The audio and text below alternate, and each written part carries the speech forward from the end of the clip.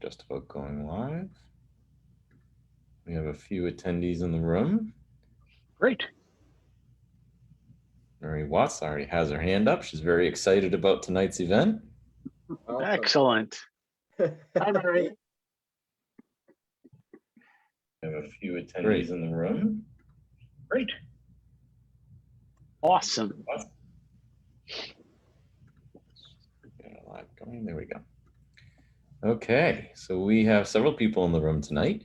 I want to welcome everybody to another New Hampshire Liquor and Wine Outlets Live.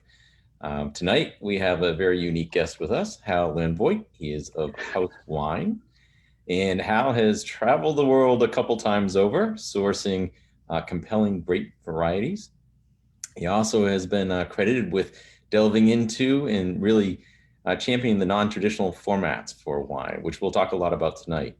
You may also recall we had another guest on a couple months ago, Charles Smith, and that is somebody that Hal's worked alongside very closely as he worked on House Wine, and he's been the lead winemaker since 2009.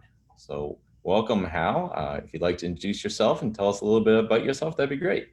Yeah, so like Sean said, I'm Hal Landvoigt. I am out here in Seattle where it is beautiful and not quite under the heat dome yet, although I've got a nice cool beverage.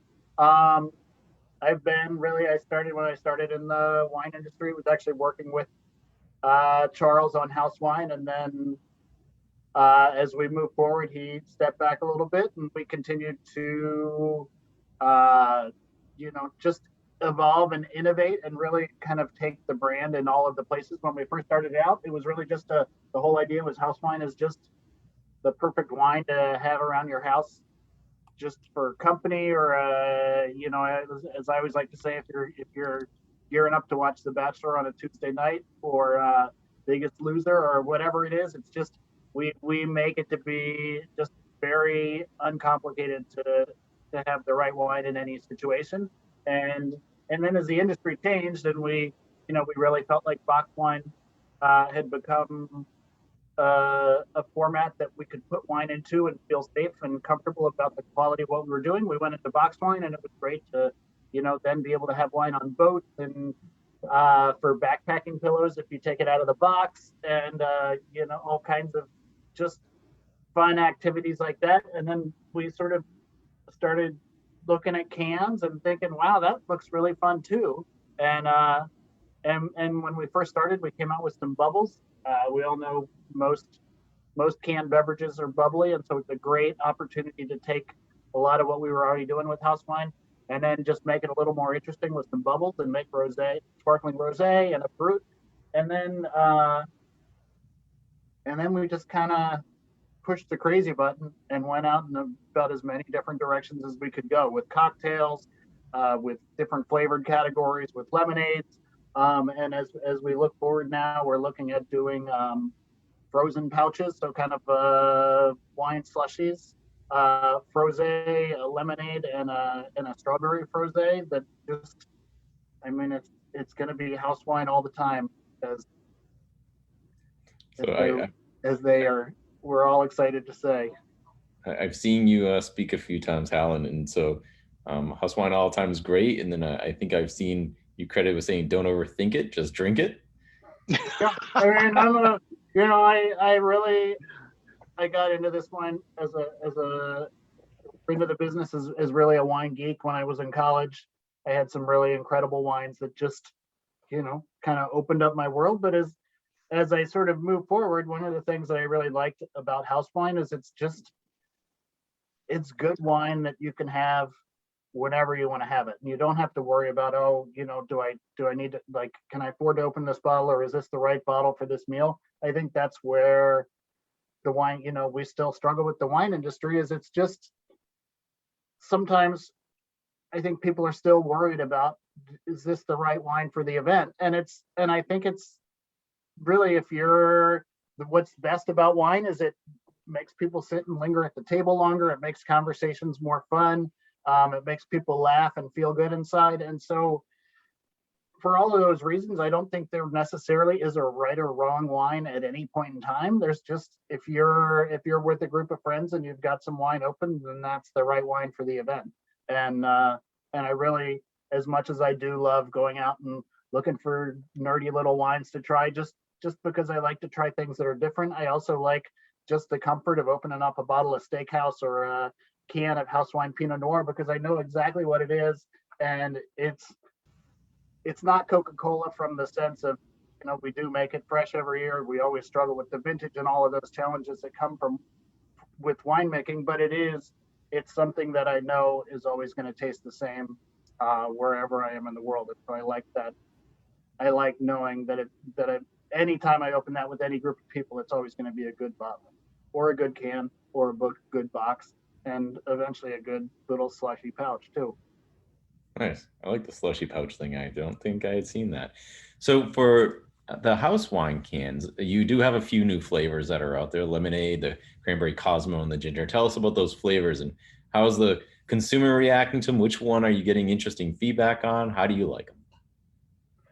It's interesting. I think we all felt like the margarita and the Paloma would be the hot ones, and I think they sell really well. They're great wines, but the ones that I had the hardest time convincing our team were going to be the really exciting ones, like the ginger mule, or the ones where I'm like, nobody drinks Cosmos anymore, and the cranberry Cosmo are actually the ones that are flying off the shelves. And so it's right. It's nice to see the things that you think are really good sell, and it's also nice to just be proven wrong and kind of see, that there are just. I think the great thing with House is we've got so many different flavors. It's sort of the Baskin Robbins of wine, and with cans especially, you don't have to just pick 2 or 3 bottles and then that's what people have to choose from. You can make a really amazing mixed cooler of drinks, and there can be soda in there for the kids. There can be sparkling water in there just to be responsible, or for people that are designated drivers. But you can also have traditional wine, you can have white wine, you can have red wine, you can have cocktails, and you can do that all so affordably and in such a sort of safe package in any environment, whether that's in a boat or a park or a stadium, that you really can please everyone. It's interesting, and actually, I should mention that tonight we do have some giveaways that are great. So we'll be giving away 4 ice buckets with 18 koozies and a pool float. So the experience can be 100%. And you're right. If any of our consumers pop over to the Liquor and Wine Outlets website, they will see a huge selection of the house wines that we have, especially the ones on sale. So be sure to check that out. And Chad will certainly fill us in on some of that a little bit later as well. So tell us about how you get creative, especially when it comes to changing from wine in a bottle to a ready to drink in a can. Tell us about how you get yourself into a creative mode and think like that. I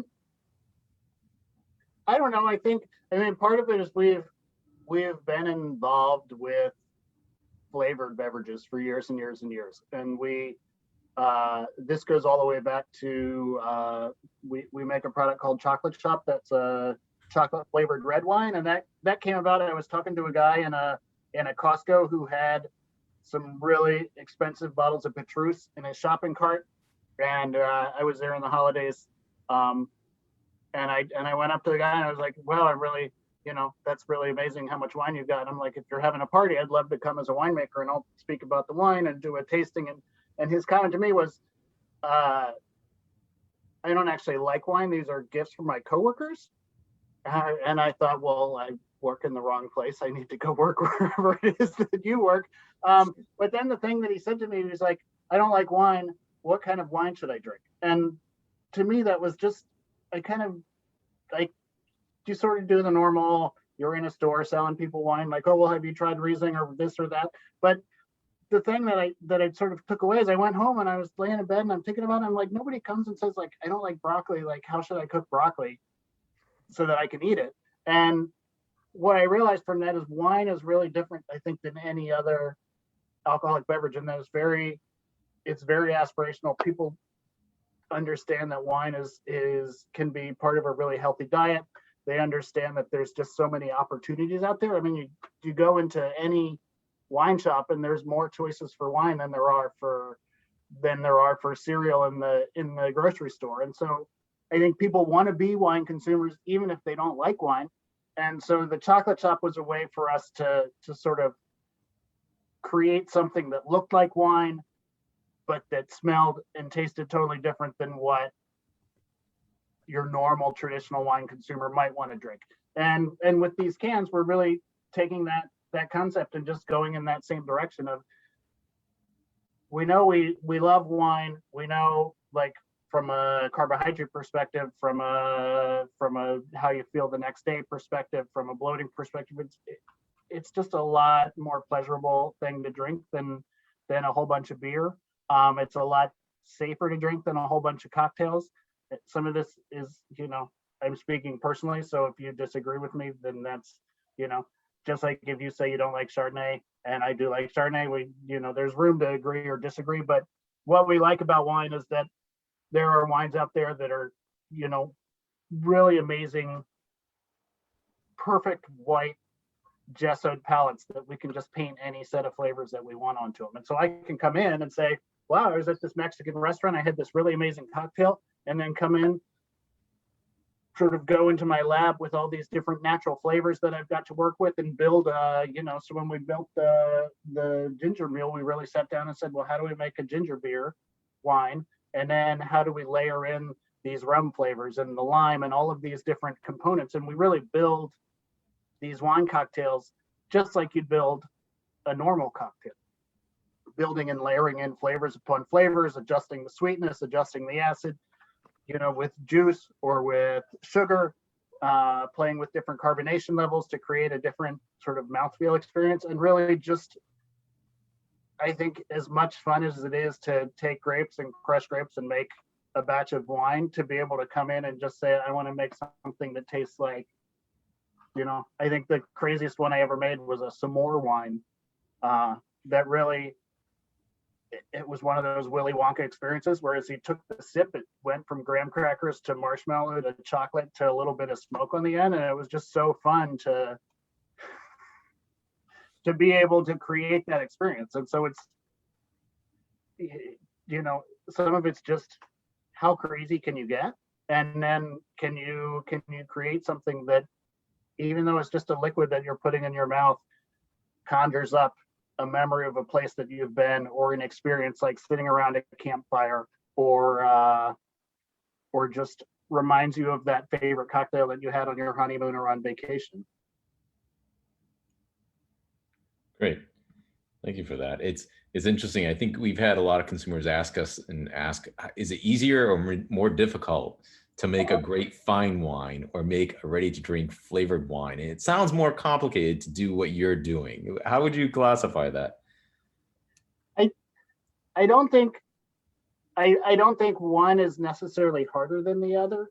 I think where I get frustrated with the industry is I look at a lot of what's out there and people think, well, it's just a flavored wine. The consumer, it's a wine cooler, and the consumer's not going to care whether it's great or just okay.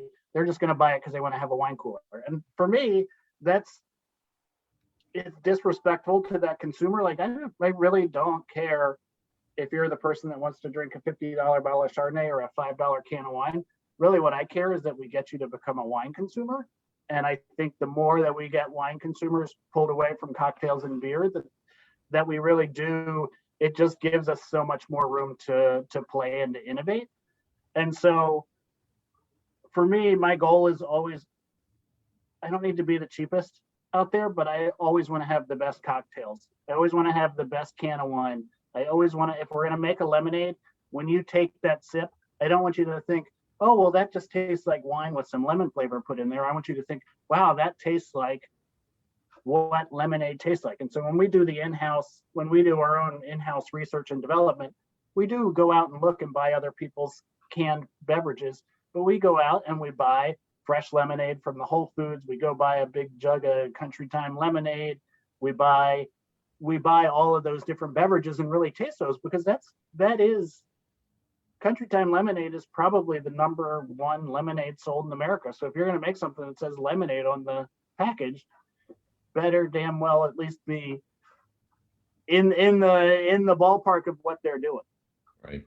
One of our attendees, Shirley, who I believe is a repeat visitor to our lives, she she commented earlier that she got to taste one of your products last year at our Winter Wine Spectacular, which is, well, I should say 2 years ago, which is a great event that we host every year in January, and we'll be hosting it again this January. So very excited about that. Thank you for trying it, Shirley. She also was curious, what is the alcohol content of the wine? So we initially started out on all of these at 12 to 12.5%.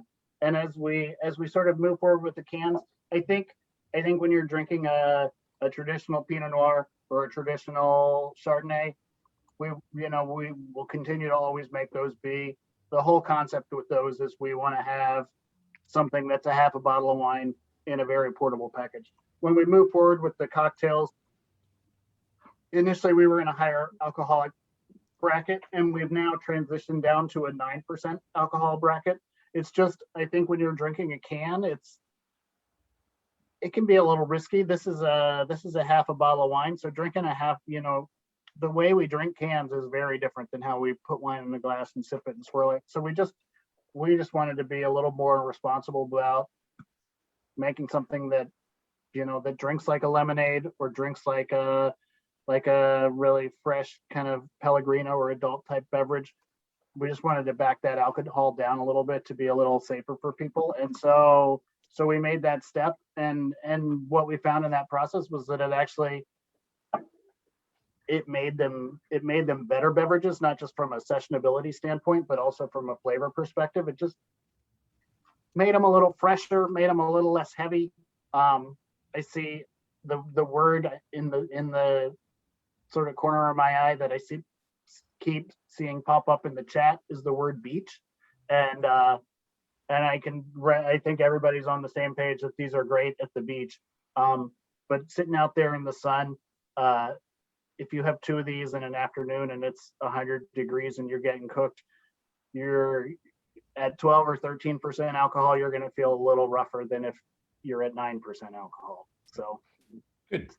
It's trying to find that balance of, making the best drinkable product and also still being in the adult beverage category. It allows you to enjoy it for the longer period of the day, which is also nice. So Hal, tell us, what do you have in front of you? I assume you have a few different flavors, and tell us about those. So I am drinking the Paloma right now, which is one of my favorites.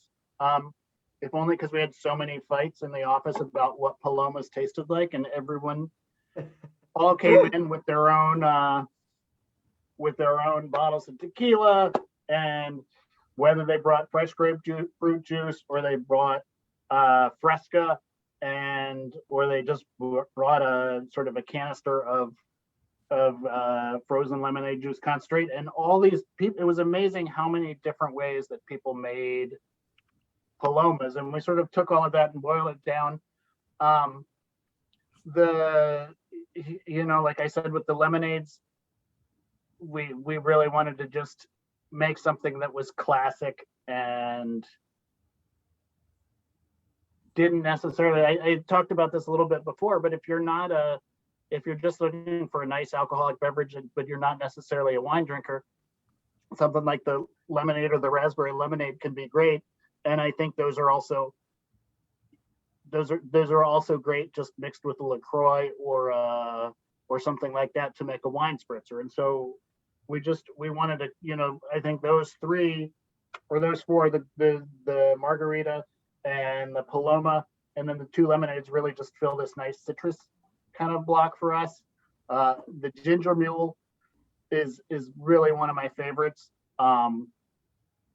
I love that ginger flavor. I drink a lot of Moscow mules in the summer. I think it's a great sort of just different cocktail flavor profile than you get with a lot of cocktails, and I've always loved those. Cosmos, I have to say, I'd never had a Cosmo until we sat down and started making these beverages, and we spent, the rough part of my job was we had to drive around to a bunch of different bars in the city and taste Cosmos, and probably the worst part was my wounded pride at going into all these bars where the bartenders know me and then saying, "Oh, I want to give me a Cosmo or give me a cranberry Cosmo." But it was nice to make something with those flavors. I think they're fresh, refreshing flavors. And then one that I don't know that we necessarily touched on is the sangria. I think the sangria that we make in a can is honestly the best sangria available in any package format in America right now. And that just comes from having done you sort of alluded in the beginning to a lot of travel, and I love Spain. I love Spanish speaking countries, and just sitting on the beach with a nice pitcher of sangria and that fresh fruit is such a just easy way to waste an afternoon, that we really wanted to put a lot of effort into making a sangria that really just hit that flavor profile. I gotta pop to the side 1 second and plug in my computer. We'll take that moment to pop over to Chad for a second. One of the things that's interesting about house wines, and there are a lot of vineyards that do this, but certainly when we look at house wine and Hal's effort, they're very focused on giving back to the communities and being involved. And so there is one program, HRC, that we're going to ask Hal or Travis to talk about, but Chad is going to fill us in on a program that they're running in New Hampshire for the New Hampshire Food Bank.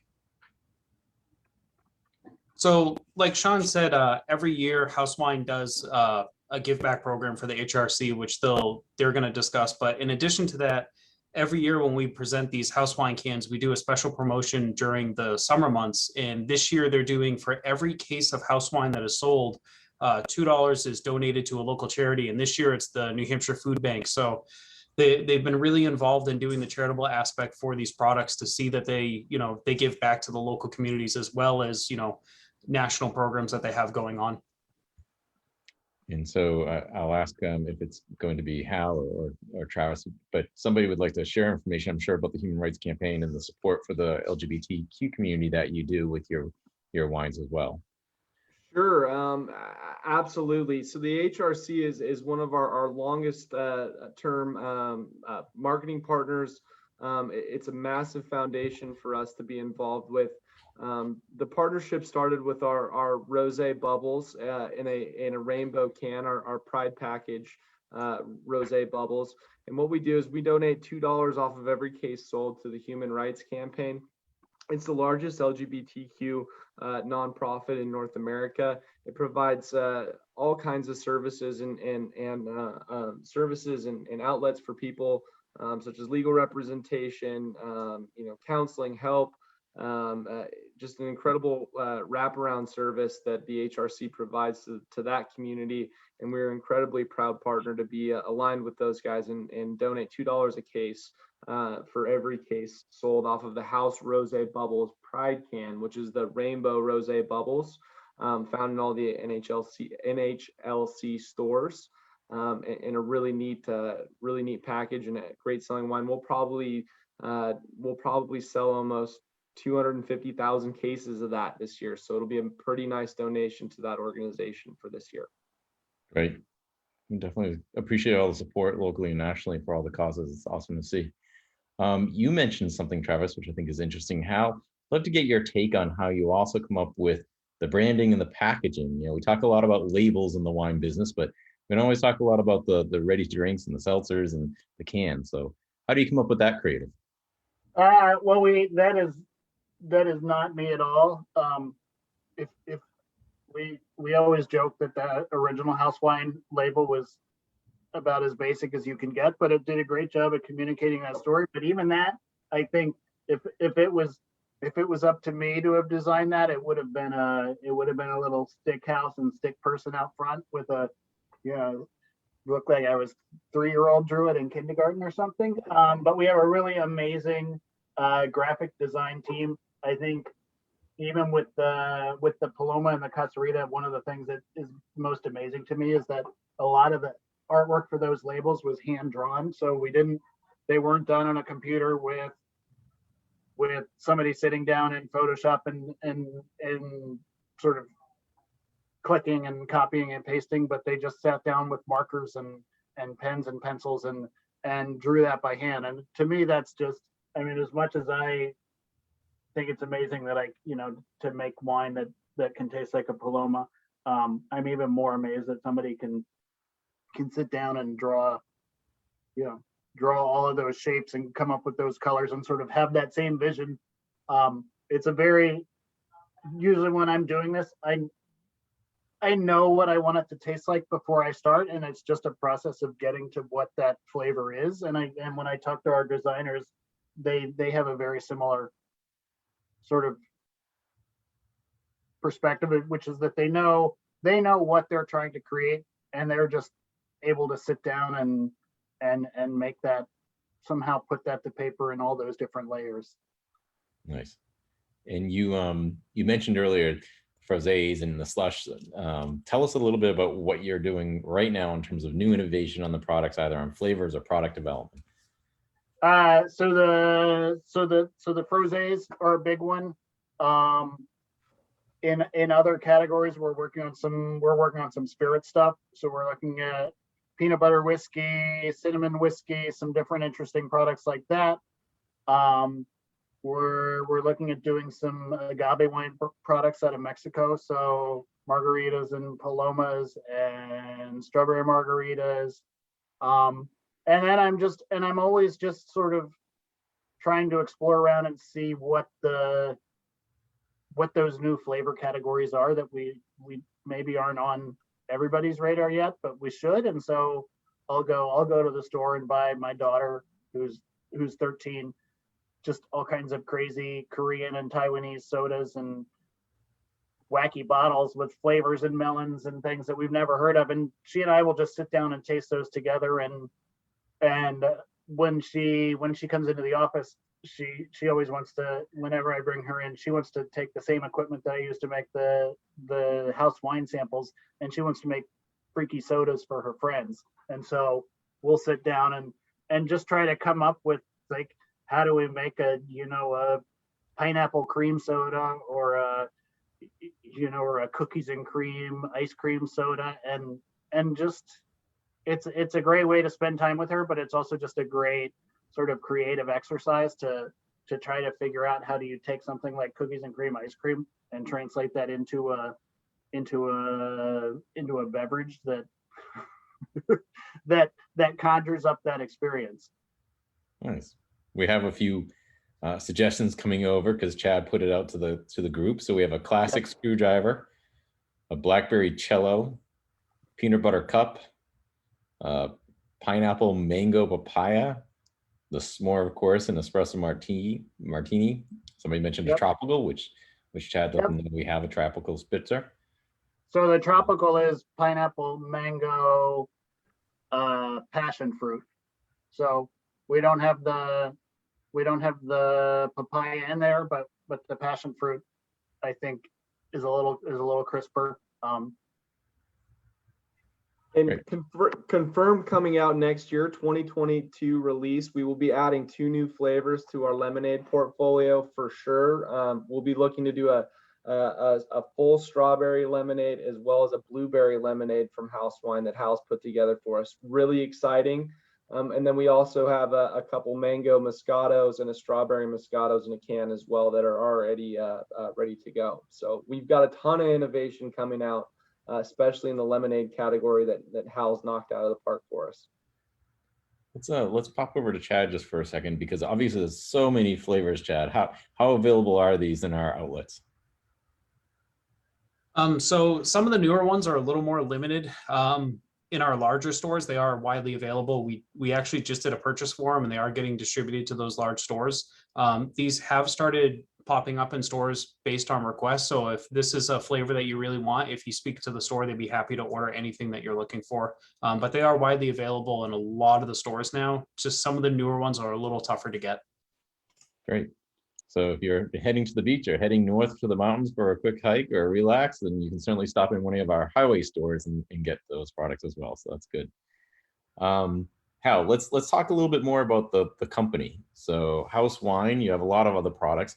Tell us about where you're looking to go with the company and the consumers and how they're giving you feedback on your products and what you'd like to see in the next few years. I think it's an interesting time to be in wine. It's sort of coming out of COVID. I think we've all spent a lot of time at home, getting much more acquainted with food and wine and cooking and drinking. And I think for most of us, being locked up has given us a lot of time to go online and really sort of explore around. So I think for, you know, for house, it's just, you know, part of it is I'm just excited to go back. One of the things that I'm most proud about with these wines is we really, for what are considered, you know, very entry price point products, the intentionality that we put behind every one of these is, you know, I probably put more effort into a $5 can of Pinot Noir than I put into a $20 bottle of Russian River Chardonnay. And it's not that I don't care about Russian River Chardonnay, but in some ways it's a lot easier to make expensive wine than it is to make inexpensive wine. There's a lot of really great wine out in the world, and there's a lot of really not great wine out in the world. But on the value price point, it definitely takes more effort, and it takes long relationships to sort of realize the vision for both sides. And so with the suppliers that we work with on house wine, a lot of this comes out of Chile for the cans and the bag in the box, and they're families that we've worked with now for 12 and 13 years. And so I've gotten to see their kids grow up. And so for me, some of this is just, I go 2 or 3 times a year down to Chile and visit the vineyards and the wineries. And I sort of feel like most of us feel where we haven't gotten to see our families in a while. So some of this is just, I'm excited to go back out into the world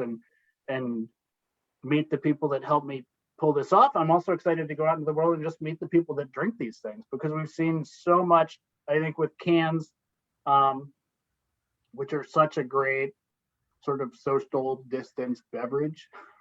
It really is perfect timing, but we've seen so much amazing response on social media and with people just incorporating these into their restaurants and into their lives, that I just want to go out and party with people. We'll keep making the wine, but some of this, I think we're all just excited to go have conversations with random strangers, and connect and learn about parts of the world that we haven't been to. Outside of that, I think just really excited to be, you know, the same thing, like to be able to go back into the world and start that rediscovery and say, what's that next amazing thing that I don't even know we're going to make yet. And so there's can ideas that I have that I don't necessarily want to talk about them yet, because nobody's done them, and I don't want the secret to slip out yet. But I feel like there's some really cool opportunities for cans and in the adult beverage segment, where we could make just some really exciting beverages that just add to that overall experience. I don't think, you know, I don't expect that everybody, that if you like ginger mule, that you're going to drink ginger mule every day for the rest of your life. I think what's great about this is you only have to buy a can, and a can's only, I don't know how, it's less than $6, I'm guessing, even in your store all the way across the country. And so you can shop in a way that allows you to suit your daily whim, rather than shop to just fill your cellar, and then you have to decide based on what's in your cellar what you want to drink that night. So I just want to build out that rainbow of flavors and just be able to bring more things to people, be able to create more experiences. Really, you know, it'd be, I think, with all the things we're doing, just have this tie more into, wow, there's some really good ones coming out here. Just really, I don't know. I think some of it is we all need, you know, I'm looking forward to going back out and getting inspired in the world. And then, yeah, I would love to do a Bloody Mary can, maybe not with wine. So it's possible in the next couple of months we will see ourselves making some forays into the spirits business. And if that happens, then certainly there'll be more opportunities for us to really diversify out some of those canned beverages into segments and categories where we just haven't been able to go. It's It's been an interesting market in the last few years for spirits and wines, right? I mean, peanut butter whiskey, I don't think anybody thought we'd be talking about that 10 years ago, and all of a sudden you have that, and the ready to drink market's taken off. And it's great when New Hampshire Liquor and Wine Outlets has a partner like House Wines, because you bring so many different products, such a diverse product portfolio to our consumer. And it's nice because we like to be able to introduce new products that keep it exciting for them to try. Question for you. You've named a few things, just hapstance in our conversation in terms of, right, it's a good social distance drink. It's easy to bring to the beach. Why else do you think that the canned wines have become so popular? I mean, I hate to. I think the price point really does play a role. And then when you taste what we're doing in the can for the price point, this has always been my argument with house wine is you can always lead with a great package, but if the consumer takes it home and then they open that bottle and it's not great wine, then they buy it one time because it's a gimmicky label, and then they go away and they buy another gimmicky label. But if you design a really beautiful package and then the consumer takes it home and they find it's a really beautiful wine, then it makes it so much easier for them to become a loyal customer. I don't know why. As much as I love wine, I'm always sort of a little bit disappointed in the creativity of so many of the labels that are out there. And I feel like there's so many other products that are out there that there's great design that goes into those. And then you look at a traditional Washington, California, French wine label, and it doesn't look like it's changed or evolved over the last 30 or 40 years. And you've got this little piece of paper that you can go crazy with. And so I love when we come out with cans like this, but doesn't necessarily tell you what it's going to taste like, but it basically tells you you're going to have a party in your mouth. And so when you get it and you crack that can and you get that first sip and you have that experience, it's a win-win. And so I think there's that. I do think, we to finally have wine in a can, if we think about what's been in a can traditionally, it's always been beer. And so if you went to a tailgate, if you went to a picnic, or you were somewhere outside and all there was beer and soda, if you didn't like beer, you probably drank a soda. Even if you're adult, even if you wanted something else to drink, now that there's wine in cans, you can go to your New Hampshire liquor store, you can buy a 6-pack of beer, you can buy a handful of traditional wines, you can buy some cocktails, you can buy a couple sodas, you can throw that all in the cooler with some bags of ice, and you go, and it really is just, it's a party for everybody in one cooler. And so I think that ease of just pleasing everyone, if you're throwing a party, nobody throws a party and doesn't have their goal be, we want everybody to have a great time. And so when you're out buying those wines and spirits, if you can't take glass, if your friend Mary loves margaritas, or Bob loves Chardonnay, you grab 2 cans and you throw it in the cart and you go and stick it in the cooler, and suddenly people that maybe before either had to bring their own stuff or just drank a Sprite instead, they're drinking what they want to drink. And I really, that's a hard metric to really quantify, to say like we believe that more people are drinking canned wines because before they didn't like beer and they just drank soda. But it makes a lot of sense, and I think that just that ability to please most of the people most of the time is a really great thing. Yeah, it's interesting. We've seen on the consumer side too, it just your statement of please most of the people most of the time is true, right? We have so many more drinkers in the category now than perhaps were somewhere else before. So it's nice to see it. Yeah. It's nice to see everybody do that. And I think the cans, I think for the price, I think for the way the way it's merchandised, the way we do the design, it's a much more approachable beverage than a $15 bottle of Central Coast Chardonnay, and that's not just right. And so if you're just like, I'm interested in wine, I want to know what I like, you can go buy 3 wines for the same price as what a bottle of decent Chardonnay tastes like, and you can have 3 different experiences and really come away and say, oh, I like this, I don't like this, and then they can come back to your store and say, oh, well, I had this and I really liked it, and I had this and I didn't like that, and that's fine. Like, not everybody has to like everything, but then gives you the opportunity based on that experience to then lead them to other things that they may be interested in. So I'm going to come back and ask you if there's any unique pairings, because wine is always talked about the pairings, but with canned wines, it's almost unlimited what you can do. But I was asked to have you speak about the punch first.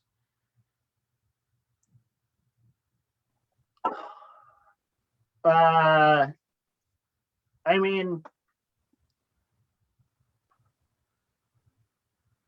the thing I like about these is just, I don't think all of those rules about pairing just get thrown out the window.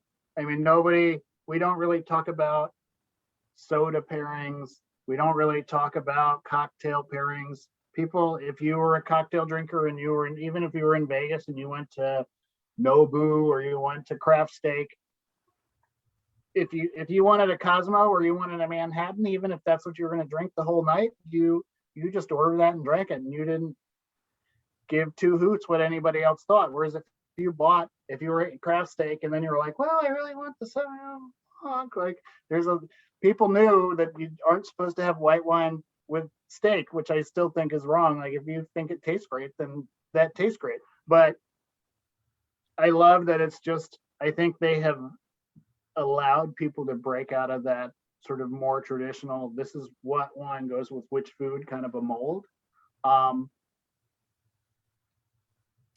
And so in some ways I don't really care. I know that's not probably the answer that you want, but I can also think like a really like a nice brat with some mango salsa on it and a pontoon punch would be a great combo. So I can always get real creative, but that's not where I want people to be concerned. I just want people to enjoy. And for me, I'll tell you, one of my favorite pairings is really buttery Chardonnay and graham crackers with Swiss cheese. Okay. And it's a really sort of interesting pairing, but there's something about that lactic acid and the like Emmentaler cheese that goes really well with the lactic acid and the Chardonnay and that kind of buttery Chardonnay character. And there's something that really is really nice about the toastiness of that graham cracker and the oak and the Chardonnay. That is my desert island grown-up snack that probably I could maybe survive for a while on. So Everybody's chatting about the beach and everything. It has me want to grab a few of those canned flavors and try them with like fried dough or Ben and Jerry's ice cream or something. yeah. They look too flexible. I think the other thing I've done this with some things, not as much as I should, but I think the opportunity for floats. So like orange sorbet and punch would be a really interesting kind of adult float.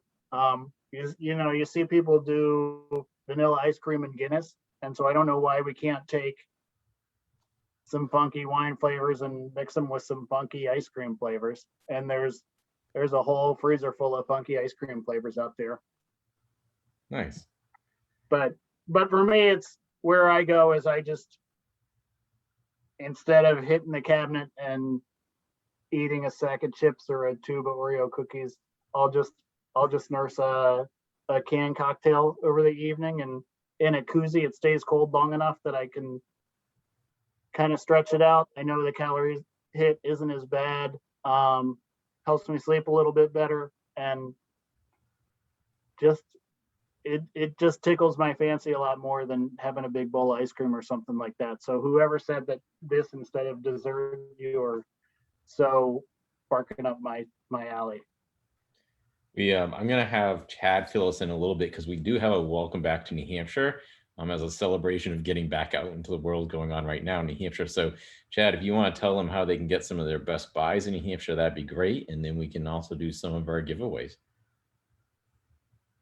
So currently we're doing our Welcome to New Hampshire program. What it is it's an opportunity for anybody that's coming back to visit New Hampshire to kind of bring up the tourism in the state and to really show people what our state is all about. And in order for us to give back, we are giving a $25 coupon for $150.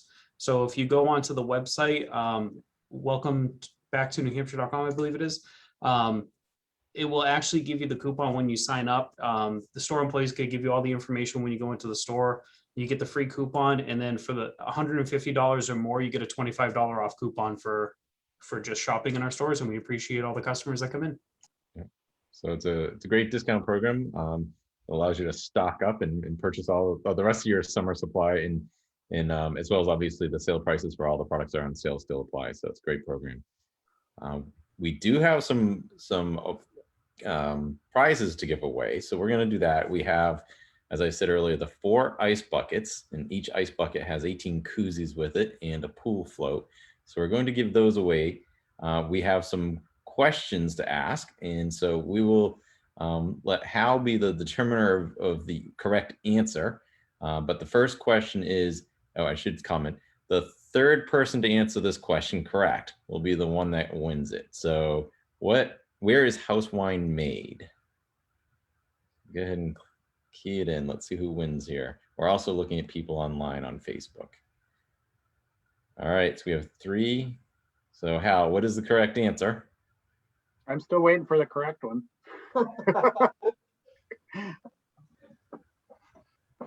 He mentioned it earlier.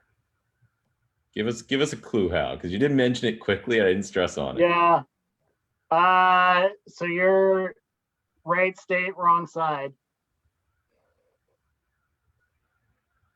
If you're drinking a can, you can get bonus points for. Oh, now he's checking to see if it's on the packaging. Yeah, it is. Uh-oh. I think we've got a stumped audience here. Okay, right state, wrong side.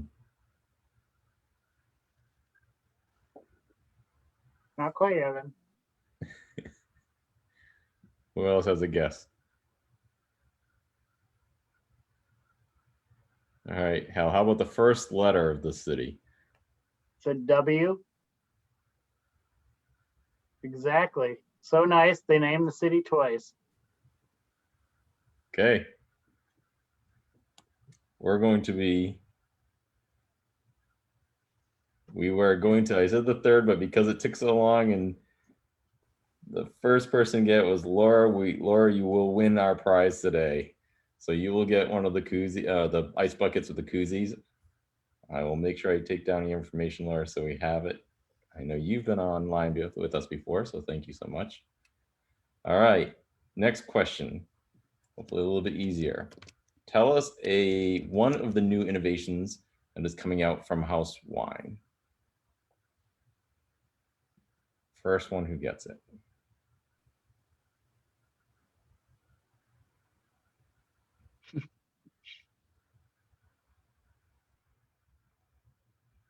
We talked about some of the new flavors that were being experimented with. We talked about some of the latest ways of serving and delivering the packaging.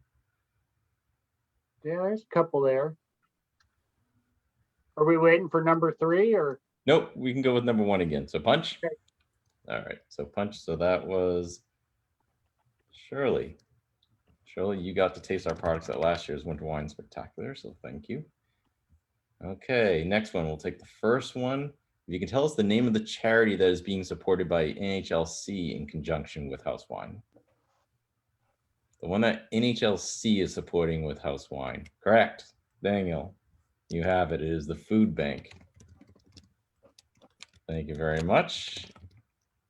And the last question is the nonprofit that is supported by house wine, which is HRC. Somebody mentioned that. What is the product that is being offered in relationship to that promotion? There's a specific product.